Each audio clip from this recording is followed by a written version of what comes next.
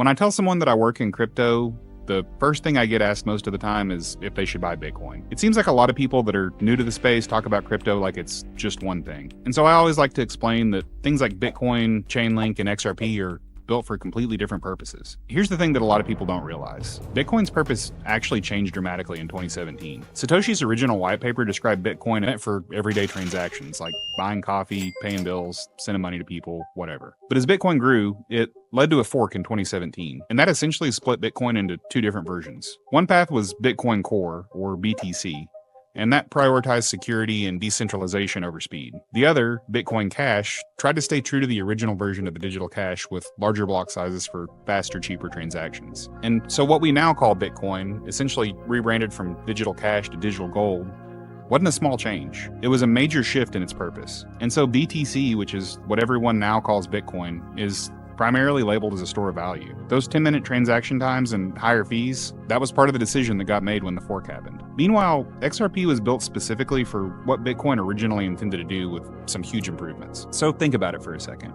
Would you use a savings account to pay for groceries or a checking account to save for retirement? They're different tools for different jobs. Each blockchain network has solutions to specific problems. So Bitcoin after the 2017 fork was built to address fiat currency and inflation, and it created a digital store of value. XRP was built to solve the problems of slow and expensive transfers. Networks like Chainlink, Ethereum, and now the EVM solve problems for needing trusted third parties in contracts and applications. So next time that someone asks you if you're into crypto, you might want to break it down into what problem you're trying to solve.